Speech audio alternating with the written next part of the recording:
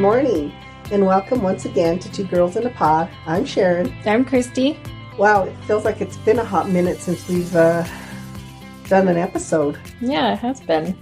You know, we've kind of missed it. Mm-hmm. Or I know I have. I shouldn't say we. Yeah.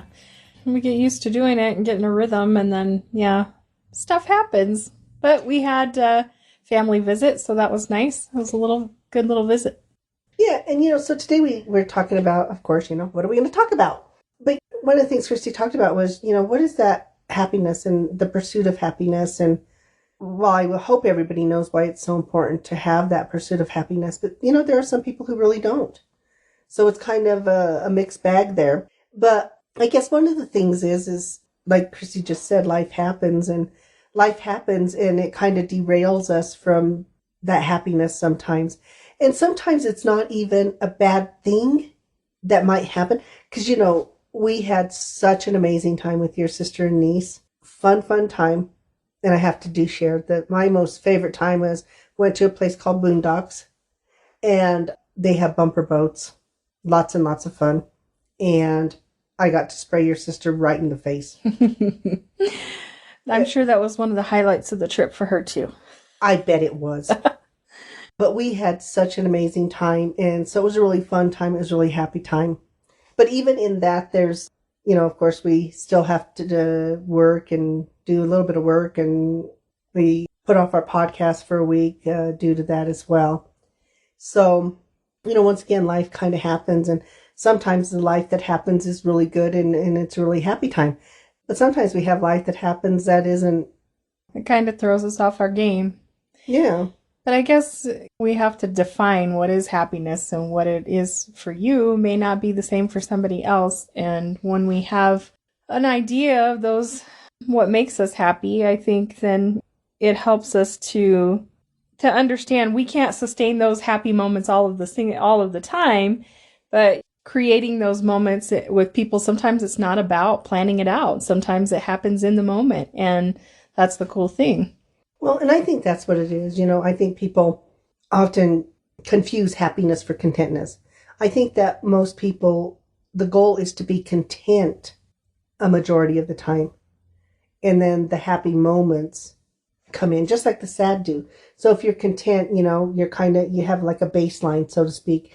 And then when you get happy, you kind of go up, and it's really great. And it can only be sustained for so long, because then we go back to reality or whatever else that is. Not that people cannot be happy all the time, but we're talking that happy that takes you to another level. Right.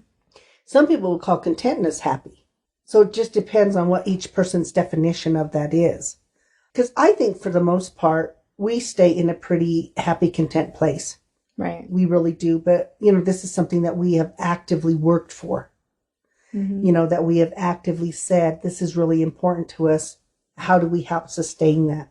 Whether it's through our meditation or walking or our hot tub or just sitting outside and talking or getting together with friends or whatever those things are. Sometimes it's just reading. That's another thing we really like to do. We read to each other, those kind of things. And I think that helps with that, to maintain that place that feels good. Mm-hmm. So let's call it the feel-good place instead of happiness or contentness. Because sometimes when we use those words, people will have different definitions for them. But if we just call it the feel-good place, mm-hmm. I think that's a much better thing. But, when we're in that feel-good place, things can disrupt it, can dysregulate it. And then it's, what do we do to actively get back to that place and not let that, whatever situation is, kind of keep us down? Yeah, sometimes things happen, when you may have something planned out and then things don't go as planned, and that it's such a disruption.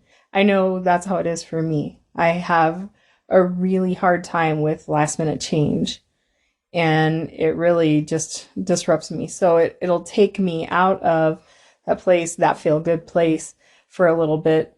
And I'm really working on it not lasting so long, that disruption. But I think that being able to identify what takes us out of that place is the key thing. Because sometimes people don't know. They'll be going along and then all of a sudden, they were happy. And then it's like, well, what just happened? I've lost that feeling or whatever. And I think it's because we start getting heady and we start thinking, even when we talk about schedules are great, but sometimes life happens. And that's where we have to learn that we don't control anything out external to us. Mm-hmm. But when that disruption bothers us, because we're trying to control something that we don't have control over. And so it will create a weird disconnect with us or a weird feeling with us. Mm-hmm. And I think that's what it is. And I know for you, whereas I'm a little bit different. I work on a schedule, but even if my clients are there like, oh, I'll be 5 minutes late or whatever, and they're like, okay. The only thing and for me, my dysregulation, or that'll take me out of my happy, is if I have a client scheduled and my system does not work. And for me, it's really not about me in that instance. It's because it's taking away from their time. And I don't like to cheat them on their time. I want them to have their time. So that will cause me, and I'll be there, and I'll be there like to Christy, fix it, get it done, give me the phone, we're going to get, It doesn't take me that long, though, because then I'll be there like, oh, okay, wait a minute. Mm-hmm. It's all going to work out. Yeah. And I know that for me, part of my being able to stay in that feel-good place, or that place of contentment, I should say, is having a schedule. I find that when I get into that rhythm, then I do better. And when I'm thrown off from it, I feel dysregulated. Well, even having your sister and niece here, it was just such a fantastic time for us. And then we got to hang out with the goddaughters and just had a really, really good time doing all of that. And it was just really fun. It was time away from the regular schedule, which is a good thing too. But it's like, and then when that time came to an end, I felt good also about getting back into my rhythm too. Mm-hmm. But that's what I mean. Sometimes a good thing can still throw us off our rhythm. Mm-hmm. And we don't realize that we miss the rhythm. Mm-hmm. I think that happens a lot of times with people. They'll feel something inside, and it almost can sometimes feel like an irritation or something. But it's just because I think that they're not in sync with what they normally do. It's just something that's different. So, and sometimes, like I say, it just happens unknowingly. Like you feel this something inside, and you're not really sure what's going on that throws you off, but sometimes it's missing that schedule or whatever it is that you normally do. But then you sit back and you think, would I want my schedule or would I want the experience? And it always goes to the experience. Exactly. And like I said, it was just such a really cool time for us. And I really am so happy that she was able to come out in that. And hopefully it won't be 4 years, another 4-year span, just saying. But yeah, so, and I think the other thing is too, is when we're doing stuff and life is happening and it does throw us out of our rhythm and it does throw us off of our feel-good place, how long do you choose to stay there? Yeah. Because it's still a choice whether we realize it or not. But sometimes it starts with identifying it, that maybe that's why you're feeling that inside, is because you're not doing your regular thing or whatever. But then once you identify that, then like you say, helping yourself to get back to the feel-good place by realizing you get to experience this moment, be in this moment. And I think that that's where you'll find the happiness or the feel-good, because you're not, I feel like that's what it is so much of the time. People are so much in their head about either future plans or something in the past, and we're not being present. That was a little bit of a theme of my conversations with my clients yesterday was, we can't change the past, be in this moment. And what do we do in this moment? But oftentimes what takes away that feel good is we are looking at the past and saying, well, if coulda, woulda, shoulda, or we're saying, well, I don't want to go back to that place or whatever that is, not understanding that you're not in that place. That place no longer exists. It's had its time, it's done. And now you're in this moment. And then it's like, but how do I prevent this in the future? Well, let's be in this moment first. Because you're right. A lot of times the things that take us out of that feel good is the past or the future. Exactly. And it's what you're giving energy to. And I feel like that if you're in this moment and you're giving the energy to that, then it puts you in a much better place. Well, also, even if you give a little bit of focus to whatever dysregulates you or takes you out of that feel-good moment, because oftentimes people think, well, I just have to be happy again. No, sometimes we have to hold space even for those moments that happen that are maybe not the feel-good moments. So if a feeling comes to you, it's like hold space for a moment. Oh, wow, I'm feeling sad, but I don't know why. Sometimes we don't have to know why, but just to acknowledge that we feel bad. Because sometimes what we'll do is we're trying to fix something, we're trying to change something. We don't even know we're trying to change until we realize, oh, I'm frustrated, I'm not sad.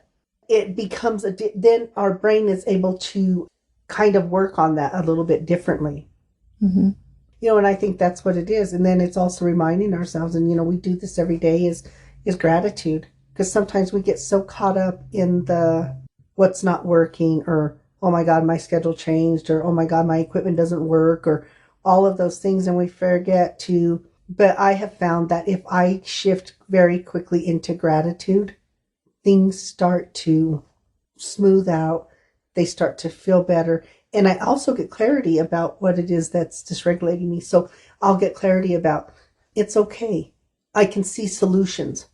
And I think that sometimes people have a hard time with understanding what can take them to that place of gratitude. Because if you're having a negative moment that it seems overwhelming or whatever, you feel like, well, I can't just change my mind and be happy or just forget about what happened or whatever. I know that one of the things that I read this in something that talked about, in order to shift your mind and your focus, go to something that you love. And for me, I can always remember using like our dog, Misha. If I took myself out of that moment and just thought about her for a minute and the joy that she brings me and that, it would help me to shift my mood.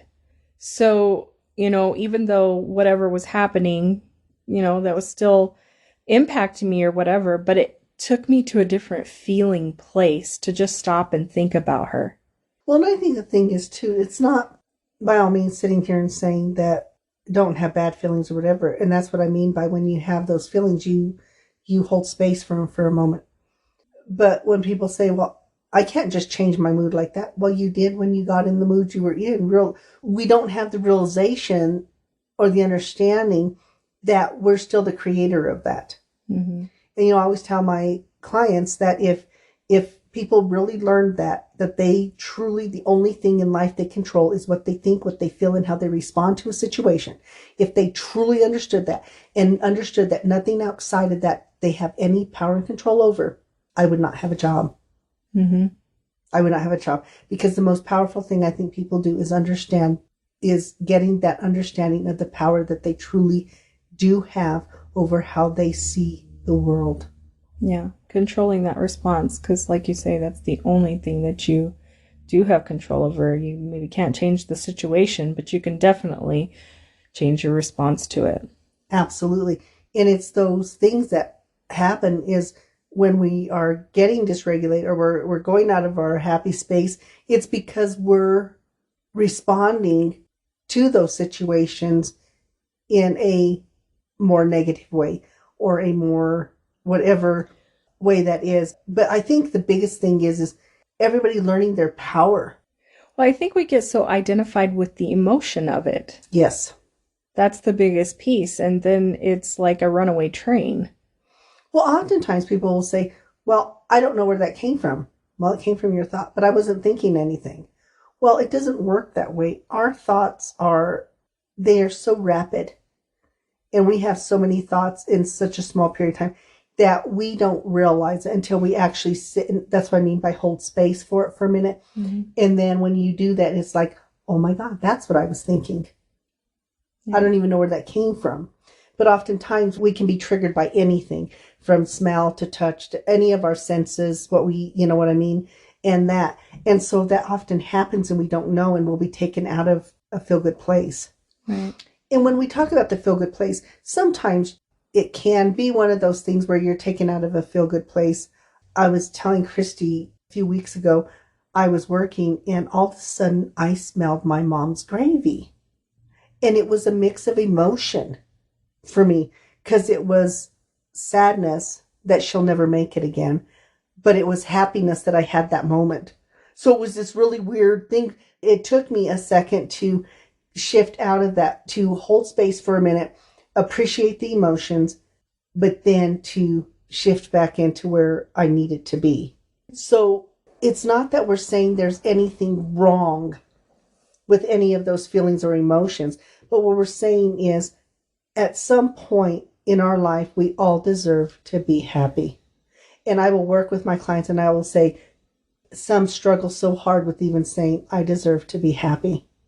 I think that's a huge thing too. And knowing exactly what that is. And it's sort of sad to see there's a lot of times I think that people are constantly searching for happy outside of themselves and not realizing that it's such an intrinsic thing that we have to, like you say, going to a place of gratitude, how that helps to shift us into a positive space and that. But sometimes I feel like that people are constantly searching for something outside of them and not realizing how much power they have within themselves to create that for themselves wherever they're at. Well, and I think part of the thing is, well, once again, keeping this in reference, I mean, I work in mental health, so oftentimes people who come into my office are not happy. Right. But one of the things I realized in the 20 plus years I've done this is that it's because often people do not feel like they deserve to be happy. And I'm telling y'all, every single human being deserves to be happy and to be loved.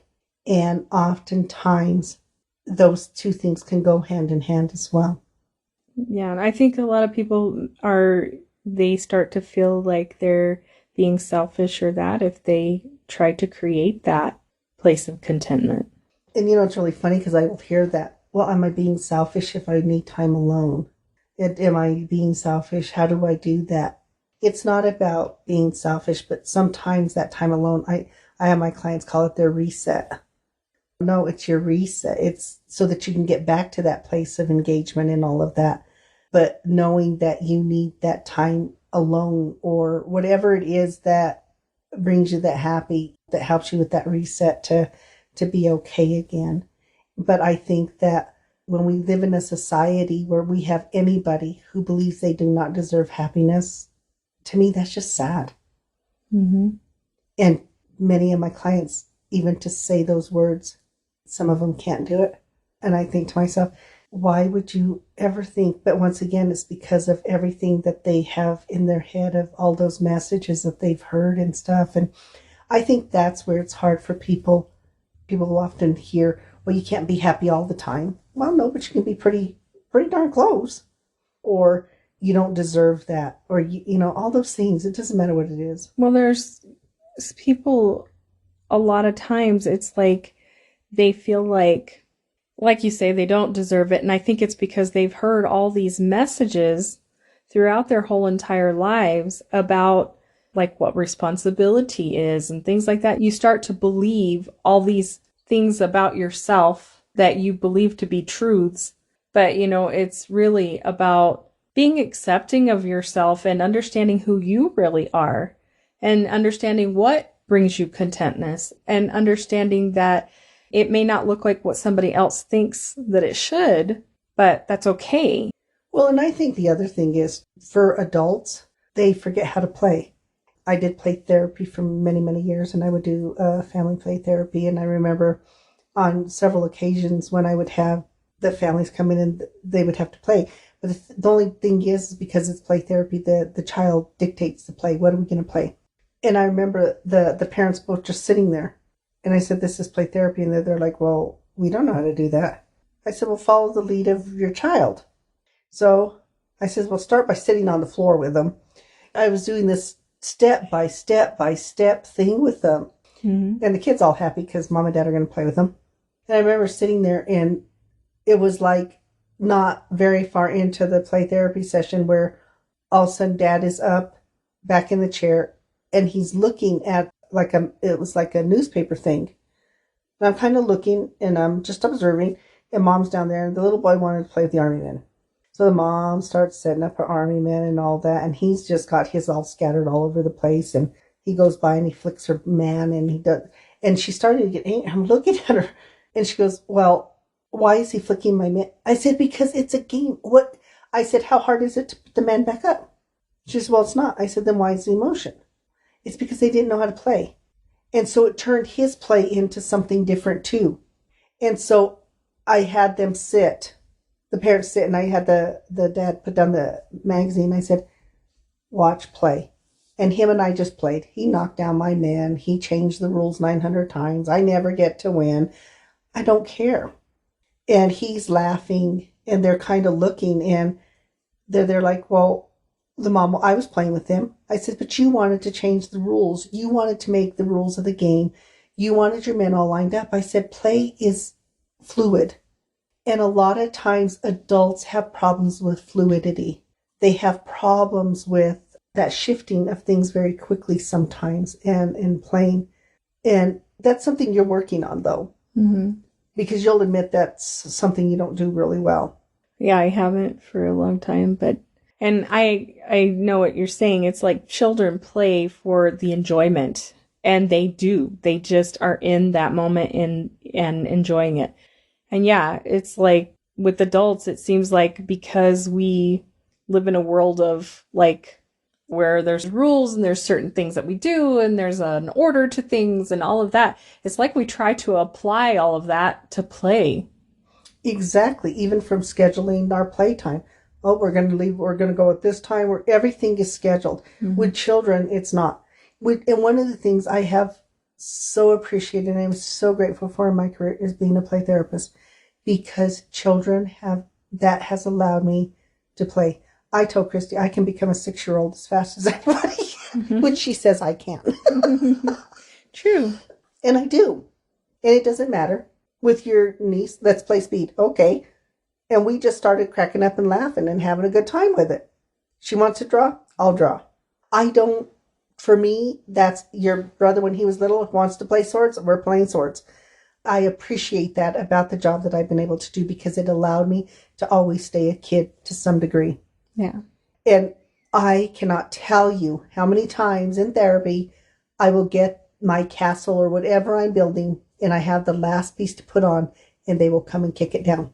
Mm-hmm. And the parent, you can't. They're like, why? And the parents will say, how can you? I said, who cares? Right. It's made to rebuild. I'll just build it different. And sometimes I will finally get to the end and I may be able to finish. But it doesn't matter, because I'm getting uptight about something that doesn't really have the same relevance. What's fun for me is watching them, because they know and they laugh. Right. But it's how we play. It's not about taking ownership of those things, because in play, there's no ownership. No, I think that adults just try to stay too rigid. Yes. But in order to be in those places of happiness and contentness, we have to have some fluidity. We have to be able to play and know that everything is just done for the enjoyment of doing it. Right. It's not about anything else. And that's what you find, I think, is that when you can find those things that are fulfilling, whether it be play, whether it be helping someone, whatever it is, it's those things that fill us up. And that's what brings that contentness. Mm-hmm. I had so much fun sitting in the hot tub with our goddaughter, because we put on the waterfall feature thing, and she loved it. Yeah. She sat there and played and played and played. And I didn't get tired of watching her playing it. Even if you're around kids, just looking at the world through their eyes is a way to really bring some happiness and joy. Pets are another one. Yes. Watching your pets. Nobody gets more excited when you come home than your pets. Exactly. Mm-hmm. It is amazing to watch. But it's not even when you come home. You can leave the room for 5 minutes and come back, and they feel like it. You feel like, oh my God, I've been gone forever. And it's their excitement, and it's their... I don't know if you could ever feel more loved. Oh my God. And when you give them a treat. Yes. How they'll dance around. And that was one of the things I loved about our dog too. She had such personality. And I loved Christmas, because we would wrap her gifts and she knew when it was her turn. Yes. And she'd come and she'd sit and she'd get excited, and I'd help her open the presents, and she'd look, and oh my goodness, it was just like, it was Christmas morning for our dog, and it was the most amazing thing. It was such a happy time. Yeah, unwrap it, and she was playing with her toys. She loved it. And I think even in that, when we talk about how do you get back to that place of contentness, even if I'm having a sad moment about that, I can think about those moments and those memories, because memories are another thing that can help us. Just as when I smelled my mom's gravy, it made me sad, but at the same time, it had the opposite effect too. Right. I felt that closeness and it felt good. Yeah. So those can have those things. And, and especially, when people sit there and say, well, if I've lost somebody or, that, how do you do that? And time is our friend in that instance. There's no, and what I mean by that, and, when I say time heals, it doesn't mean that it takes something away. What it means is time is always there. As things get further away, we're able to have those feelings and it becomes that feeling. Now, if I had had that a month after my mom passed, that would have probably been a very different feel for me. Right. But as time goes on, those are more important memories. And so they bring me a little of the sadness, but it's more of that contentness, that happiness of having that moment. So it's not that, once again, it's not to say that we're going to negate or get rid of life happening, if there's loss or things like that, or stressors at jobs or whatever, except jobs. I'm just there like, a job is a job. It's not our identity. But a job will take away happy so fast. Yeah. Well, and a lot of people do identify with that. Their job, just takes precedence over everything. And I think that you have to really pause and look at that, because, if it's something that you're staying stressed out about all the time, and that you really have to look at how much space that takes up in your life. It was really interesting because I was seeing that thing on Elon Musk, and he was saying about how people need to, stay there and work. Well, the thing is that everybody has different value systems, number one, but we continue to teach. And when I say we, corporations teach that work is the most important thing because you're working for the corporation. You don't work for yourself unless you're working. You say, oh, I'm going to take this job because this money is going to provide me with this or my family with this. And it's very clearly about the money providing that happiness, unless it's a job you really enjoy. But a lot of people work jobs they don't enjoy. Right. So I say, if you're working a job you don't enjoy, then what you need to do is find joy, find what the money will provide you joyfully. Mm-hmm. Because that's an area that oftentimes when I'm working with people, they just really hate their job. The happy is very few and far between. Right. And I think in order to have the feel-good moments, you need to be able to identify things for what they are. And a job or even money or those things, they're all tools to create, to be able to have more moments like that, but identifying for what they are, because if you become so entrenched in, what you're, like I say, with your job or whatever, if it's something stressful or that, you're missing out on a bunch of those moments, those feel-good moments. And I think that's what it is. And so much of the time people are working more hours trying to get by and all that. So even when they do have the time off, they don't have the energy. Right. So they get caught in this, it's like this vicious cycle that they get caught in. It's a loop and they're so depleted. And it's like, oh my God, I only have 5 years to retirement, or I have 10 years to retirement. So everybody's so busy looking at retirement, nobody's living their life. Mm-hmm. And I think that's the thing, is how do we live our life on a daily basis? Because that's what creates that. I always think of this commercial that I used to see when I was a kid. And I don't know how many people remember it, but it would show this guy getting up at before it was even light out. And he was saying, it's time to make the donuts. And I always remember when I would see that guy on that commercial, how miserable he looked. And I always thought, my God, I would hate to have to, when I grow up, to have a job that's what you do every single day and you hate it that much, and how miserable he looked. So, I'm grateful that, I know that a lot of people work a lot of jobs that are hard and they, there's things that they have to do, but it's like, man, I would hate to live in that kind of misery every day. That guy just played that commercial really good.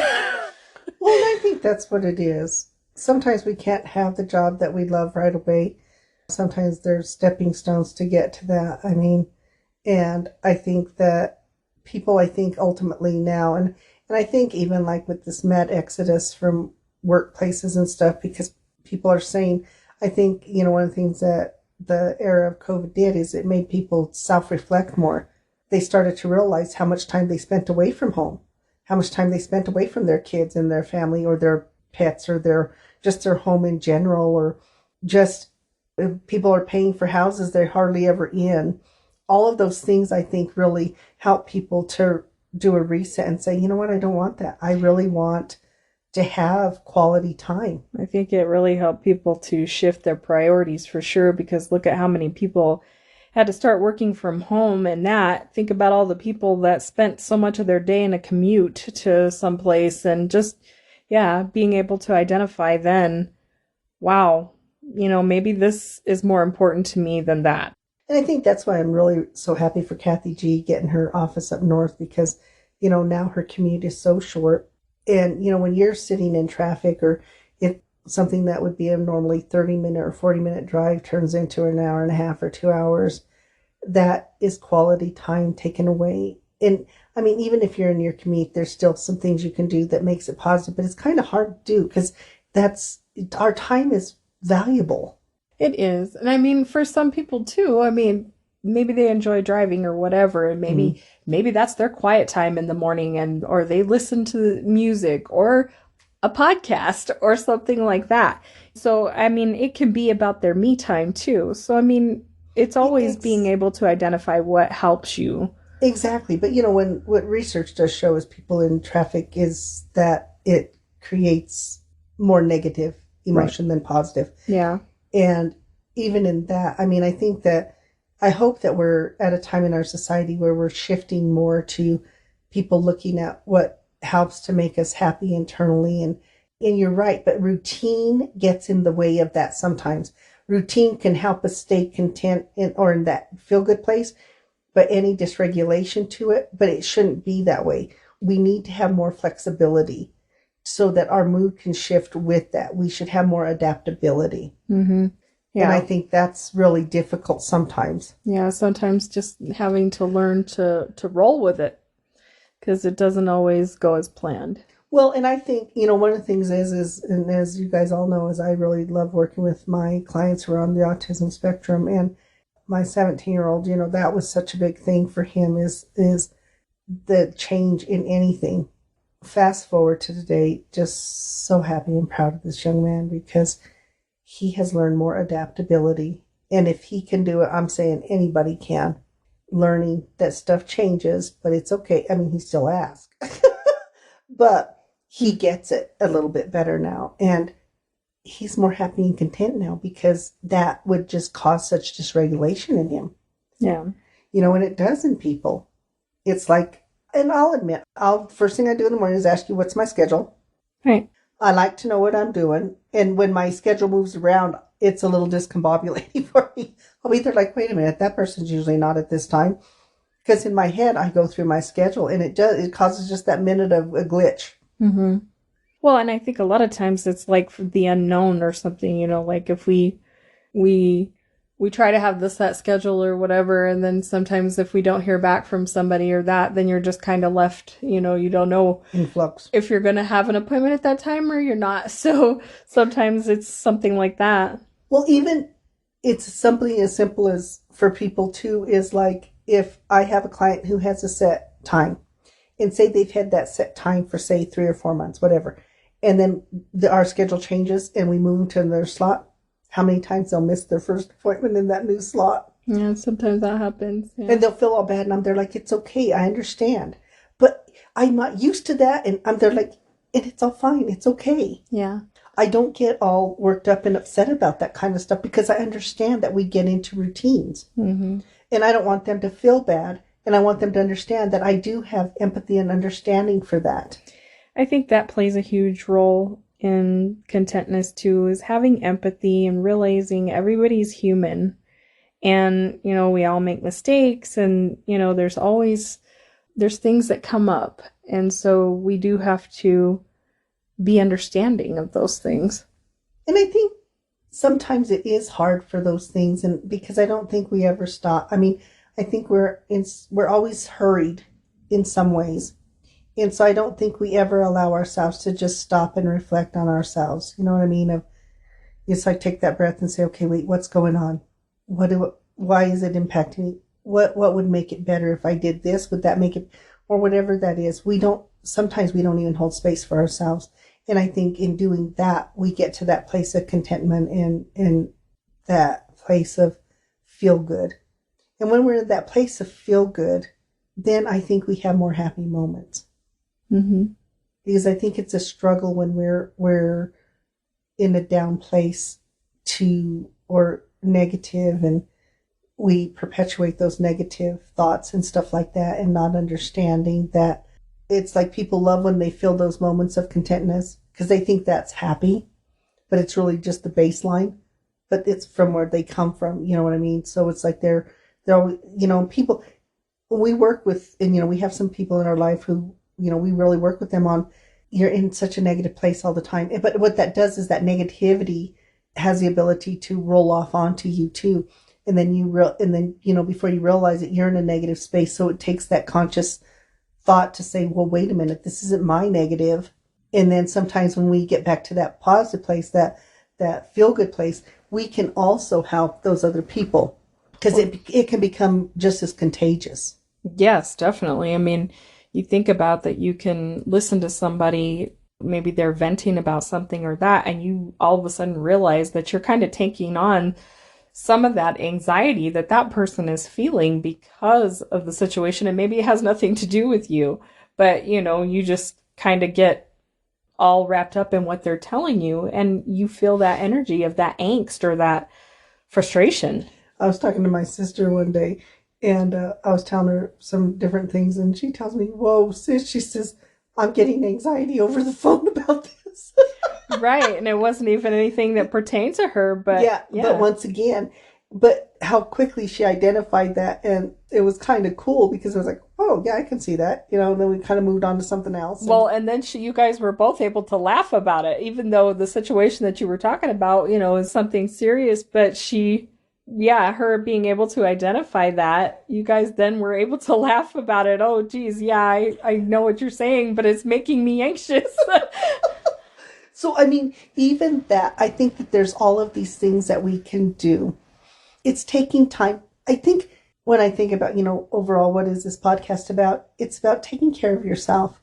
It's about understanding that routine is important. It's about understanding, though, having the fluidity and the flexibility to move with things so that it's not so overwhelming for you. Well, understanding when you're able to do that, that is how you're able to more maintain that level of contentness, I think, in your life.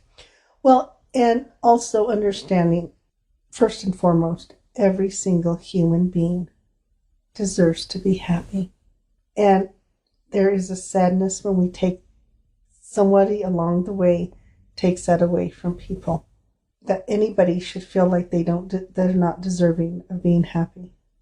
And sometimes remembering that each and every one of us can be a positive catalyst for that happiness. Sometimes whether it's through the kindness that we, whether it's a smile, whether it's saying hello to the neighbors or just being kind. I know yesterday we were Natural Grocers and that girl was just so friendly. My goodness. Mm-hmm. But it was nice. It was very refreshing. So I found that we were really friendly back, and our energy kind of flowed with hers. Mm-hmm. Yeah, because you can be fixated on something in your mind and probably overthinking something. But then when you're faced with someone like that and it creates that whole other energy, it kind of takes you out of that moment that you were stuck in your head. Yeah, so be the creator of that energy too. Yeah. If you're around people and you feel their energy down or whatever, and be the creator. Don't go to their space. Elevate them to your space. Mm-hmm. I don't know why it is. It seems like the brain always tries to go to a negative place. And if someone's already... I think we're so conditioned. Somebody's in a space like that, sometimes we become identified with it so much easier than being the person that steps forward and tries to be uplifting. Well, how many times when I'm in my practice and somebody will say, well, I don't want my kid to hang out with them because they're a bad influence. My kid's a really good. And I told a parent one day, I said, well, then don't you think it would be important for your child to hang out with them?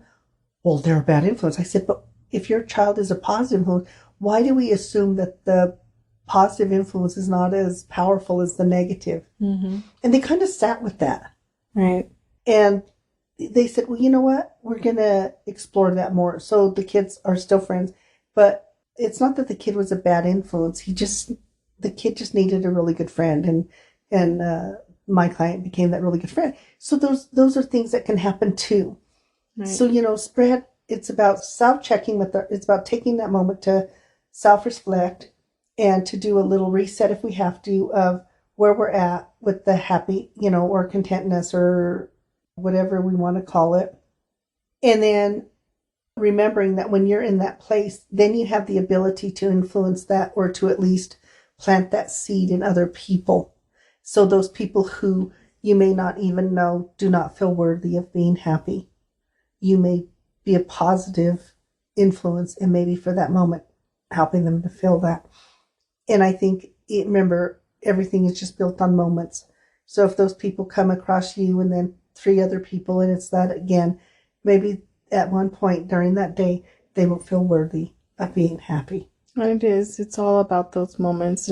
I'm going to go back to Misha because I remember I used to tell you, like, even if I had been at work all day and maybe it had been a difficult day or something like that, or had spent a lot of time on the phone with insurance or those kinds of things, and my head, just felt really full or whatever. And I would come back home and the excitement of Misha would take me to a whole different place. And I remember I used to tell you, it's like Misha's like the Mickey Mouse of my day. Mm-hmm. She was that little character that could bring me into that moment and feel that joy like that, no matter what else was happening. And it's so true. And I hear that with my clients. And I'm so happy that part of me is really happy about doing telehealth because I've now met all of the 4-legged babies they have. And let me tell you their characters. And I see in the interaction they have with them. And it's just amazing. Mm-hmm. And one of my clients, in fact, this last week, she came in and she was there like, oh my God, I'm missing my dog. I said, not your husband or the kid? She goes, no, my dog. She says, and she goes, and for her, and just to even see her when she talks about that dog, how she is. He brings something to her, man. That connection, and you just see her light up when she talks about her 4-legged baby, man. He is everything to her. And that's what I mean. It doesn't matter where we find it, what we do, where it is, but look for it, find it, explore it. Make your pursuit in life your own happiness. Yes. And I hope that everybody has something like that in their life, whether it be a pet or something else that is the Mickey Mouse in their day. Exactly. Makes them feel that kind of joy. Yes, and sometimes it's the people we love. Sometimes the people we love are the ones who take away the joy. It's all sorts of stuff like that. But taking that time, find your happy. Find that place. Because it's not about the job. At the end of the day, jobs can have you or not have you. But you walk around in this meat suit, as we call it, every day. So make the best of it. Find your happy. Find those things that make you laugh. Find those things that make you feel good. And remember, we're talking about moments. And each moment builds on the next moment and the next moment. And then you'll find that you stay in that place of feeling good more often than not. Take time for you. Explore you. Because when you explore you, you're going to find this amazing treasure. So, your pursuit of happiness. We hope that you guys have an amazing week. We look forward to being back next week. And as always, we don't know what we're going to be talking about. I don't know what happens in our week. It's usually what happens in our week that determines it. Sometimes it's my clients. But I will tell you this funny story. If we have a conversation, whatever I pick on my podcast for our podcast to do, it is the weirdest thing. that will be the theme of my week. It's like the universe is speaking to all of us at the same time. It is so weird. And I'll tell my clients, oh my God, wait a minute. You're not going to believe You're this. not going to believe this. And they'll say, what? And they'll know because the podcast is already done. They'll say, well, why does that happen? I say, I don't know. Yeah. But you know what? It's wonderful. Yeah. It's a connectedness.